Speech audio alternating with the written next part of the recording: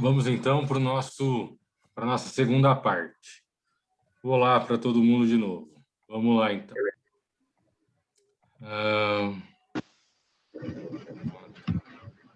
E...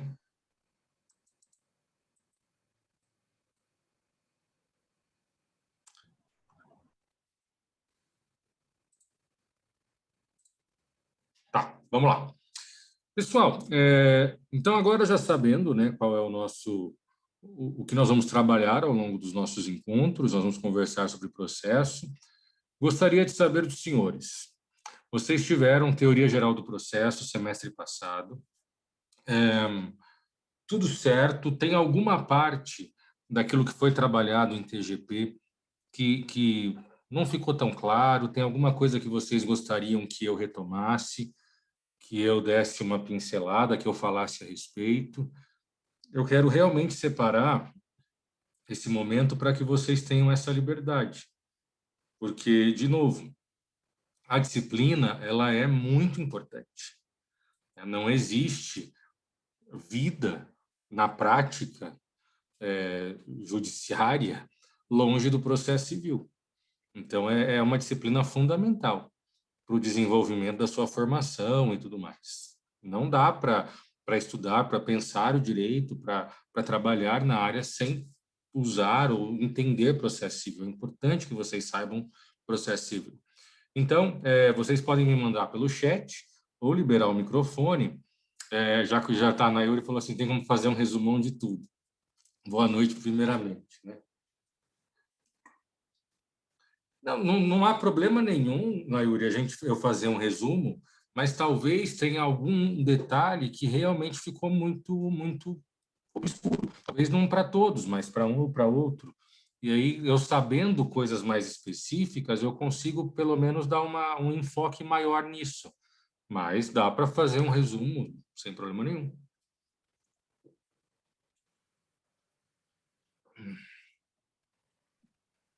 Professor, boa noite. Tudo bom, Márcio? Tudo bom, graças a Deus. Professor, pegar um gatilho do amigo Everton do terceiro semestre, que a gente conversou um pouco, conversou um pouco a respeito disso com o professor Danilo. A dúvida dele é minha também, a respeito de competência, professor. Uhum. Tá, se o professor pode falar alguma coisa para a gente. Uhum.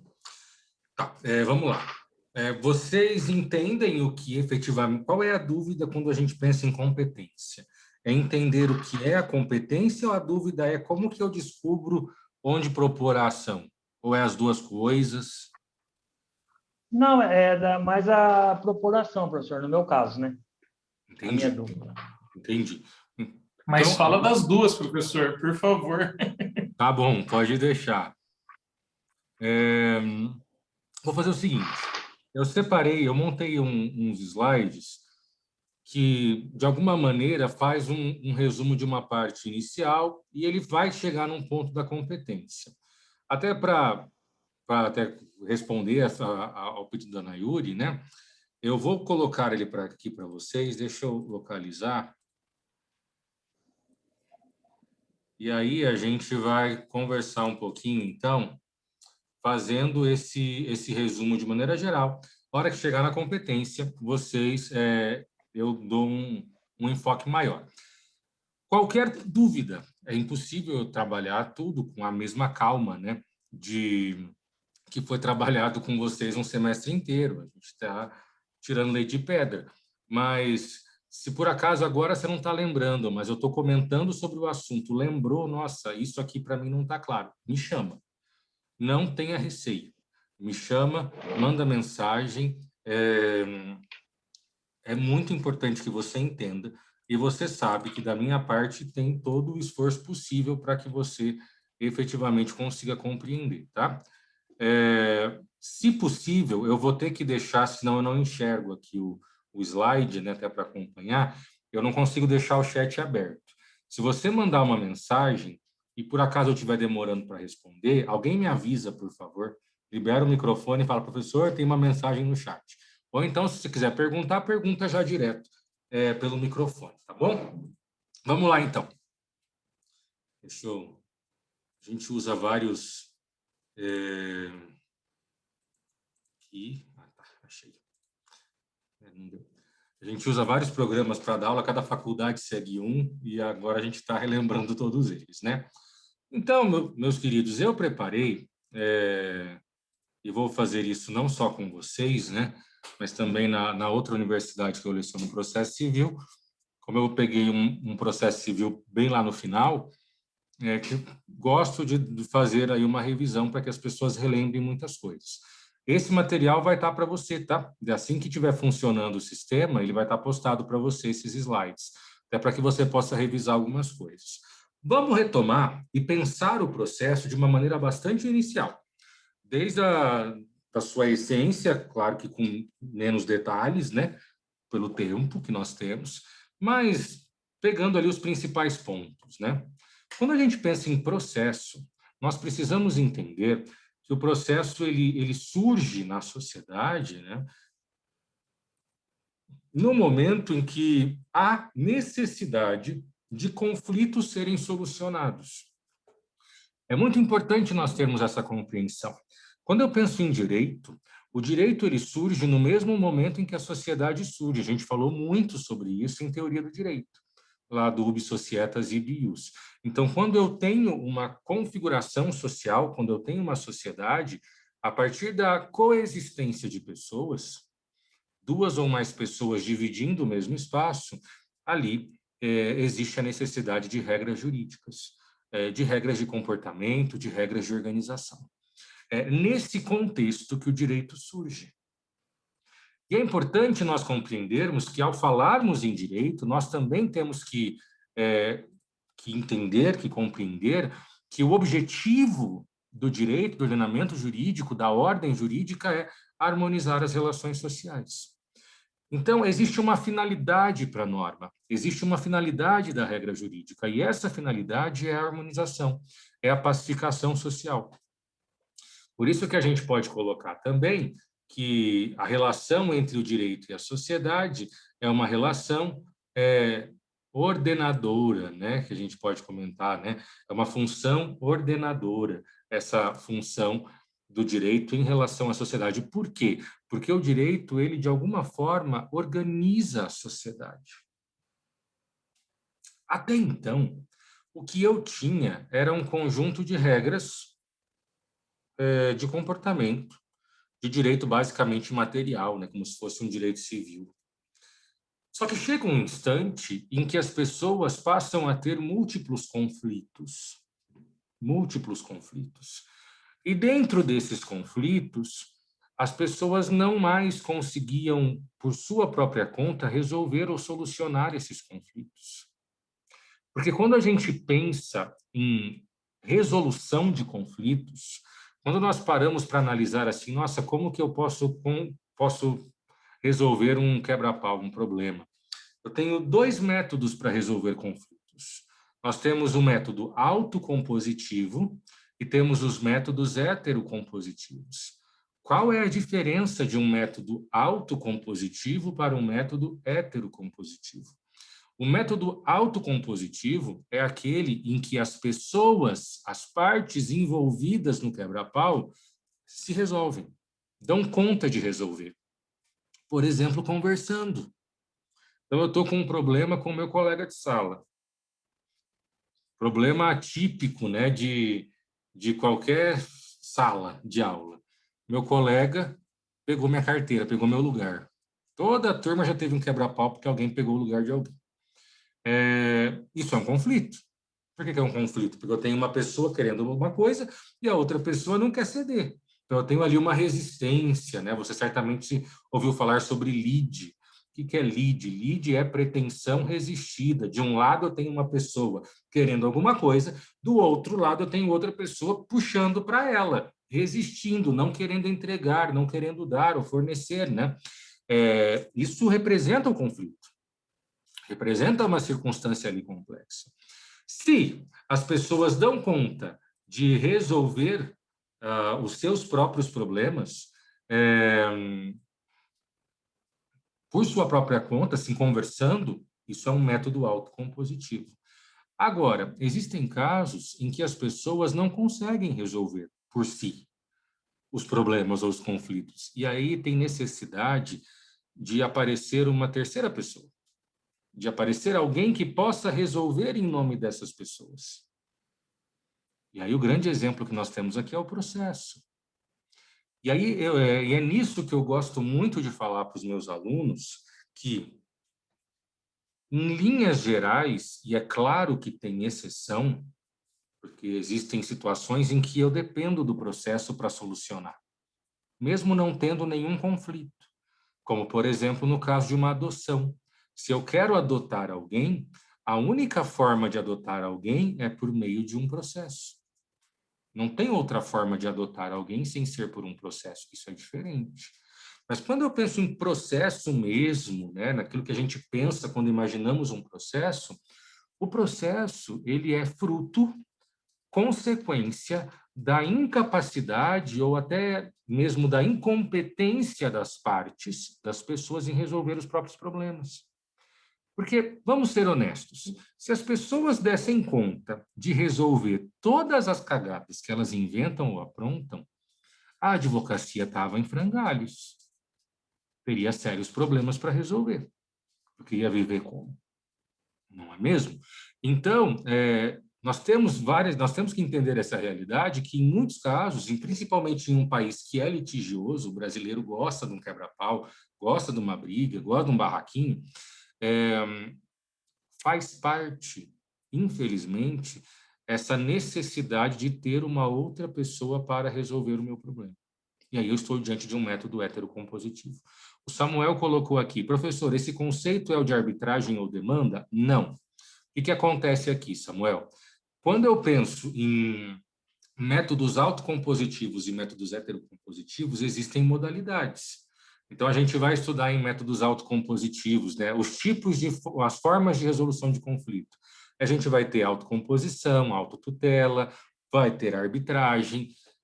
São formas de se resolver conflitos. A arbitragem, ela é heterocompositiva. Por que que ela é heterocompositiva? Porque quem julga é o árbitro, ou seja, é uma terceira pessoa.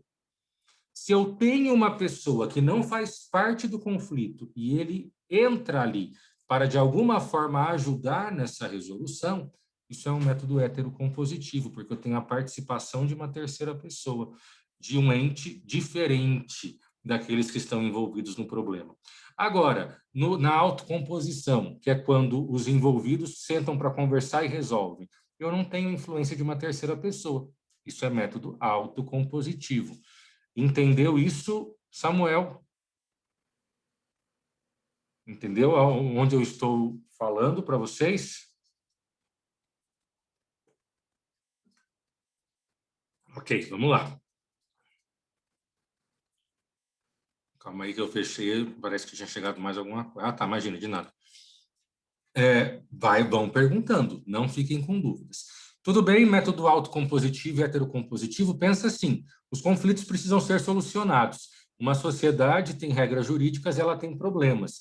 Como que esses conflitos podem ser resolvidos? Ou pelas pessoas envolvidas resolvendo, ou tendo um terceiro se metendo nisso. Se elas derem conta de resolver, é autocompositivo. Se elas não derem conta, são métodos heterocompositivos. Quais são as espécies de resolução ou de formas de resolução de conflitos? A primeira espécie que nós temos é a chamada autodefesa ou autotutela. Importante isso. Autodefesa é sinônimo de autotutela. O que é autodefesa? Alguém lembra o que é autotutela ou autodefesa? Alguém se recorda disso? A doutrina vai falar que a autodefesa é a forma mais antiga de se resolver um conflito. Alguém lembra o que é isso? Quando a gente pensa, né, em autodefesa ou autotutela, nós estamos falando... Professor, Oi. é tipo aquela lei do talião, acho que é que fala? Vamos lá. Em que sentido? Você pode me dar um exemplo? Eu acho que eu entendi mais ou menos o caminho onde você quer chegar, mas você consegue me dar um exemplo prático disso?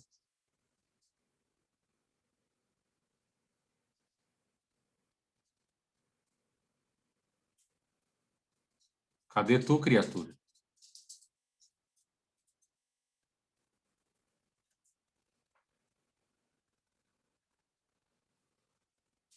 Alô?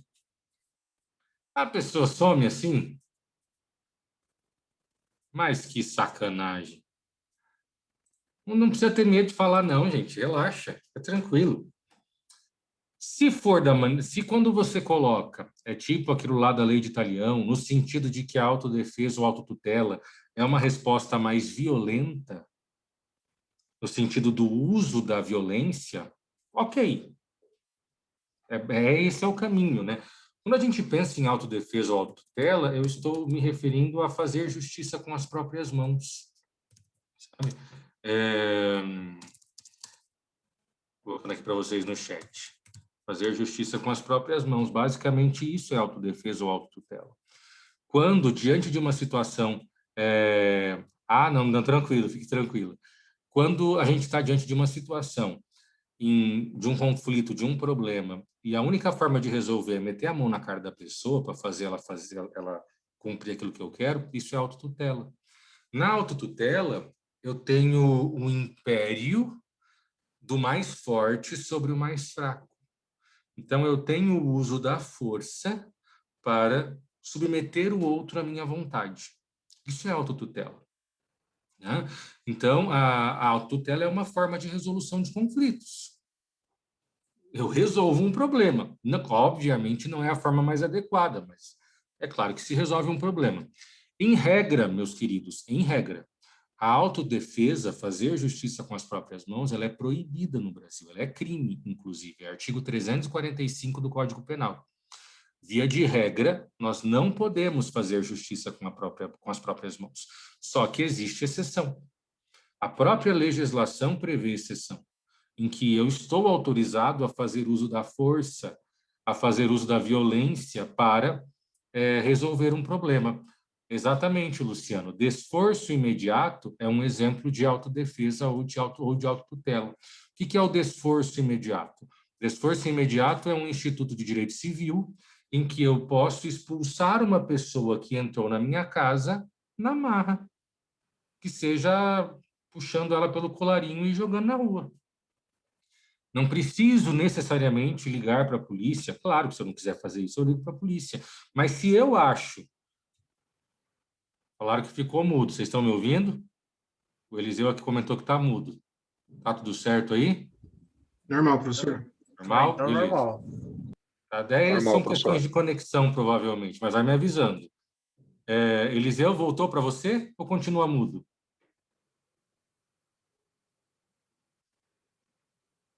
Eliseu? Daqui a pouco chega a resposta aí. Vamos lá. Acho que ele vai sair e entrar de novo, professor. Ah, tá, entendi. Beleza. Se eu estou diante de um problema... Ah, tá aqui, já pediu para entrar aqui.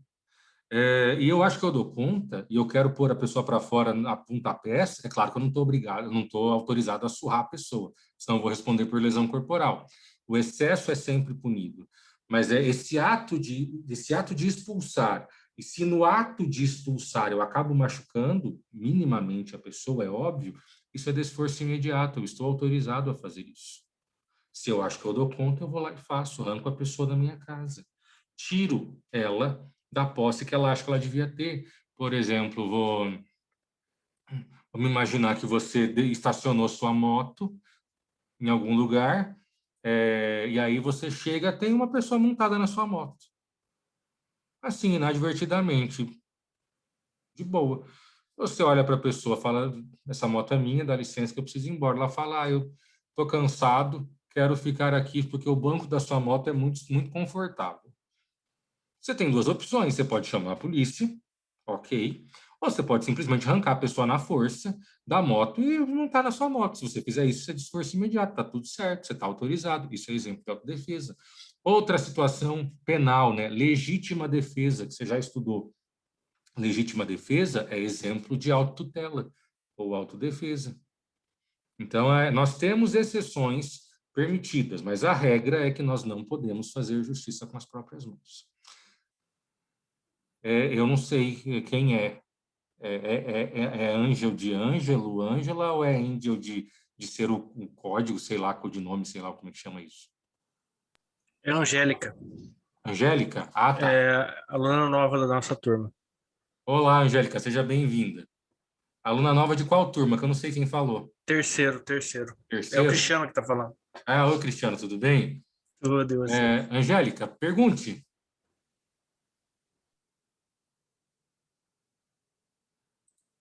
Eu acho que seu microfone não está funcionando. Não estou ouvindo nada, pelo menos.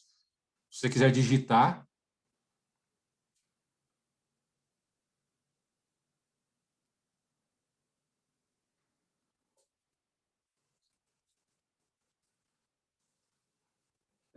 Angélica? Bom, Angélica, né, não estou conseguindo te ouvir. Não deve estar com algum problema no seu áudio. Peço que você escreva a pergunta, tá? Vou aproveitar enquanto a gente tenta verificar o que está acontecendo, aí vou responder a pergunta da Isabela. A Isabela pergunta aqui: confunde-se de esforço imediato com legítima defesa ou é a mesma coisa, professor? Não, não se confunde e também não é a mesma coisa, tá? Vamos entender algumas diferenças que nós podemos identificar sobre esforço imediato e legítima defesa. Primeira diferença. Primeira diferença que nós temos são institutos de áreas diferentes. O desforço imediato é um instituto de direito civil, a legítima defesa é um instituto de direito penal. Então, essa é a primeira diferenciação entre eles. Mas, ainda que eu não me apegue a essa diferença, existe uma cisão, uma separação mais fundamental, que é, na legítima defesa, eu preciso ter uma violência a mim dirigida, ou dirigida a um terceiro, do qual eu tenha alguma proximidade. Lembra que existe legítima defesa de terceiro. Então, a legítima defesa é uma resposta a uma violência atual ou iminente que eu esteja sofrendo, ou que uma pessoa que eu goste muito esteja sofrendo. Mas eu tenho, por parte da pessoa, né, do agente, da outra pessoa, uma conduta ativa de violência. E de violência mesmo. Quando eu falo violência, é de agressão, é de risco à integridade física ou até mesmo à própria vida da pessoa. Então, uma pessoa está vindo na minha direção com um pedaço de ferro, para tudo dando a entender que ela quer me acertar. Eu reajo. Então, a legítima defesa é uma reação. É uma reação a uma conduta ativa da outra parte que, de alguma maneira, é configurada como violência. No desforço imediato, eu não preciso dessa violência. Basta uma verificação de que alguém está na posse de algo que é meu. Invadiu e prejudica a posse ou a propriedade de algo que é meu. Montou na minha moto, pulou o portão da minha casa. Eu não preciso que ele tenha, que ele esteja dirigindo qualquer ato violento para mim. O simples fato, como no exemplo que eu dei, montou na minha moto, dá licença, eu preciso ir embora, não vou sair, isso não tem violência nenhuma nele falar não. Mas isso já me autoriza a exercer o meu desforço imediato, arrancando ele na marra da moto, entende? Então, esse fator, esse elemento violência, ele é exigido na legítima defesa, no desforço imediato, não. Entendeu, Isabela?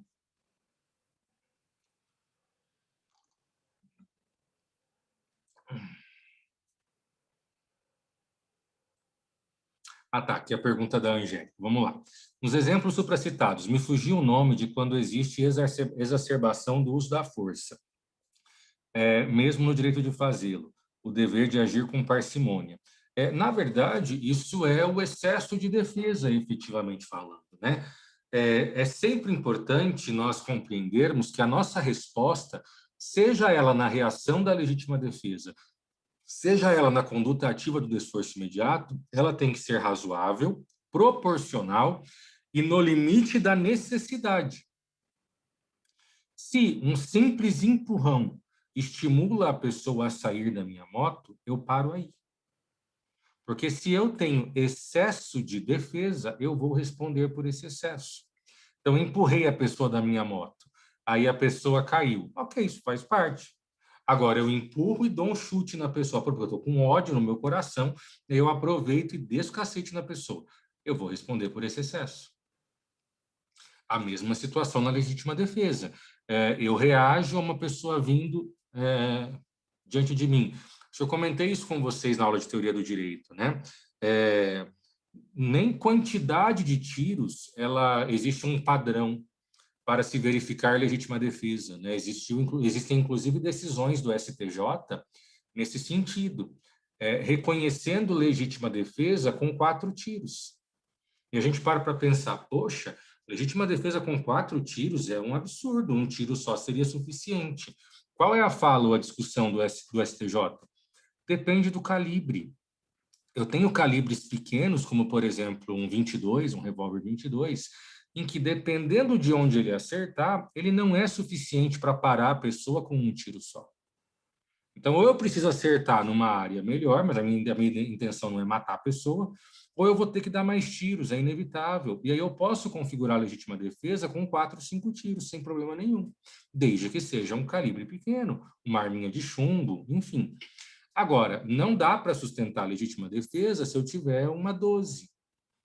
Então, é sempre necessário nós analisarmos o caso concreto, a circunstância em que está envolvida essa situação, esse problema, para daí identificarmos se houve excesso na conduta praticada ou se não. É, de fato, autotutela propriamente dita e não tem nenhum excesso de defesa. O Eduardo colocou aqui, o réu foi absolvido com 6 tiros que ele deu, né? 6 tiros que ele deu. Você lembra qual era a arma, Eduardo, que foi utilizada? E, além disso, os 6 tiros acertaram a vítima? Porque, às vezes, ele deu 6 tiros, mas errou, né? Uma vez eu li um depoimento em que a polícia dizia exatamente assim, com essas palavras, né? O réu desferiu, acho que vários tiros, não me lembro quantos, mas devido à sua péssima pontaria, não acertou nenhum e tal. Você lembra o calibre da arma, Eduardo? Tá. Mas muito provavelmente era um calibre pequeno. Dificilmente daria certo. A vítima morreu ou foi tentativa de homicídio? O júri, você lembra? Nossa, morreu. E foi absolvido como? Coisa? Ah, tá. Entendi. Entendi. Legítima defesa. Entendi. Então, muito provavelmente era uma arma de um calibre menor. Muito provavelmente era uma arma de calibre menor. Então, isso é bacana. Angélica, você compreendeu?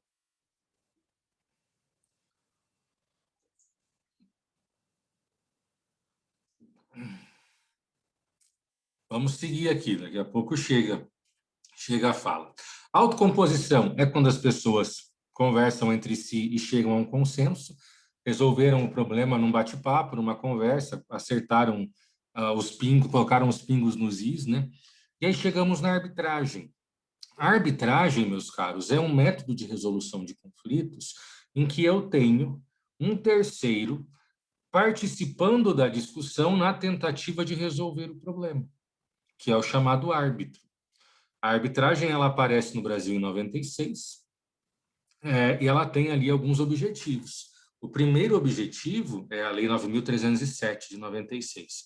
O primeiro objetivo que a arbitragem tem, o que ela traz, é desafogar o Poder Judiciário. Tirar do Judiciário a responsabilidade de julgar algumas coisas. Lembre-se que a arbitragem ela acontece fora do Poder Judiciário. O Tribunal Arbitral é uma empresa. Não está no fórum isso, é uma empresa, pessoa jurídica de direito privado mesmo. E ele presta serviços de arbitragem, com seu CNPJ e tudo mais. A arbitragem, ela tem requisitos, então só podem optar pela arbitragem pessoas capazes, partes, então o autor e o réu da ação precisam ser capazes, maiores capazes. Ambos têm que ter voluntariamente ambos precisam ter voluntariamente optado pela arbitragem. Só deixa eu ver aqui. A Angélica, poderia repetir as 3 palavras descritivas da sua resposta? Como assim, Angélica?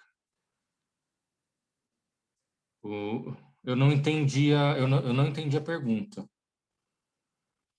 não essa questão das palavras descritivas da resposta.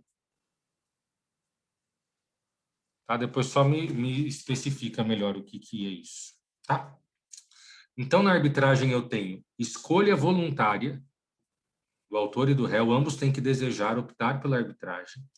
E, além disso, a arbitragem só pode analisar direitos disponíveis, direitos patrimoniais disponíveis. Eu não posso ter arbitragem sobre direitos indisponíveis, como, por exemplo, eu não posso ter arbitragem quando eu estou discutindo uma adoção, quando eu estou discutindo um divórcio. Não pode ir para arbitragem questões de direito de família, questões que envolvam criança e adolescente.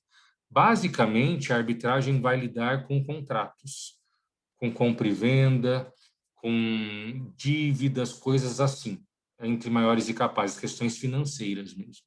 Tá bom? Chegamos na conciliação e na mediação. Conciliação e mediação são dois mecanismos de resolução de conflitos muito importantes, em que, nos dois casos, eu tenho um terceiro participando desse processo para chegar a um acordo, né? Esse processo seja da conciliação ou seja da mediação. Qual é a diferença entre conciliação ou mediação? Vamos anotar isso. Angélica, por favor, especifica para mim o que é essa questão das palavras descritivas, tá? Para que eu possa compreender e não te deixar sem resposta. Então, conciliação. Terceiro, que é o conciliador, participa da resolução do conflito, aproximando e sugerindo soluções. Então, quando eu penso em conciliação, o terceiro, que é o conciliador, ele tem uma conduta ativa.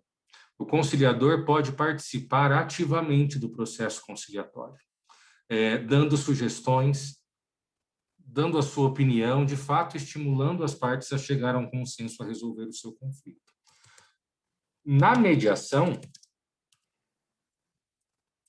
o terceiro, que agora vai ser chamado de mediador, ele participa da resolução do conflito, aproximando os envolvidos e estimulando eles a conversarem e a chegarem a uma solução. O mediador não pode dar sugestões. Então, enquanto o conciliador tem uma conduta, uma postura mais ativa nesse processo, o mediador tem uma conduta mais passiva, no sentido de não intervir maciçamente. Então, não é papel do mediador dar sugestões, dar ideias de acordo, por exemplo, para resolver o conflito. O conciliador pode fazer isso. Essa é a distinção entre eles. Na prática, o juiz vai marcar uma audiência de conciliação e mediação, porque é irrelevante. Essa diferença entre os dois é só teórica. Na prática, isso não importa, sabe? E, por fim, nós chegamos no processo. O processo é, atualmente, o meio mais moderno que se tem para resolver um conflito, onde eu tenho, hoje, a figura do Estado, por meio do Poder Judiciário, recebendo as demandas, os conflitos e os problemas da sociedade e dando a esses conflitos uma resposta, uma solução. Tá? É muito importante, quando nós pensamos em processo, que nem todos os processos surgem a partir de um conflito. Eu vou colocar aqui, né? Nós temos processos de jurisdição contenciosa, processos de jurisdição contenciosa, eles nascem a partir de um conflito. Então, são os que nascem a partir de um conflito. E nós temos os processos de jurisdição voluntária, que são aqueles que nascem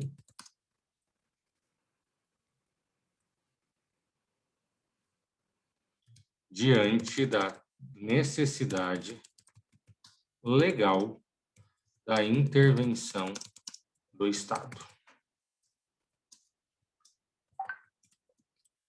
Ah, professor, como assim? Na jurisdição voluntária, eu não tenho conflito, mas eu preciso fazer uso do processo. Por quê? Porque a lei me obriga a fazer. Então, se eu quero me divorciar e eu tenho um filho menor de idade, por mais que eu e a minha esposa concordemos com tudo, eu preciso ingressar com uma ação de divórcio no judiciário, porque eu tenho um filho menor. E a lei deixa muito claro que, se houver menor envolvido, há necessidade do processo. Então, é muito importante nós termos essa compreensão que, em alguns casos, não haverá conflito, mas haverá necessidade de um processo. Tá? Para a gente fechar, não vou continuar aqui, eu não quero deixar o Márcio sem a devida resposta, né? Depois a gente vai continuar vendo esses slides. E o Everton tem uma miséria de minutos. Competência, meus caros. Eu vou falar com mais calma na nossa aula de quinta-feira. Quinta-feira nós temos o primeiro horário. Competência é a verificação de onde o processo tem que ser distribuído.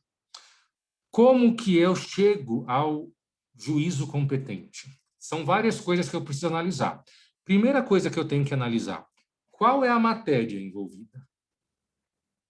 Qual que é, o que está sendo discutido? É direito penal? É direito civil? É direito de família? Porque cada matéria tem um cartório específico. Então, se é direito penal, é vara criminal. Se é direito civil, vara civil. Se é direito de família, vara de família. Talvez a maior dificuldade é como que eu sei se eu vou propor essa ação em Arapongas, em Apucarana, em Londrina. Para saber isso, a gente precisa observar os artigos do Código de Processo Civil que me diz qual o lugar da propositura. Entenda lugar como cidade. E aí eu estou me referindo aos artigos 46 até o artigo 53 do CPC. Os artigos 46 até o 53 falam sobre juízo competente, sobre foro competente, que é a cidade competente. E assim eu consigo identificar com mais facilidade. Eu vou cair a qualquer momento. A gente continua falando sobre isso na quinta-feira. Muito obrigado pela presença e participação de vocês. Fiquem com Deus, beijos e abraços para todos. Qualquer dúvida, manda mensagem para mim no WhatsApp. Anotem aí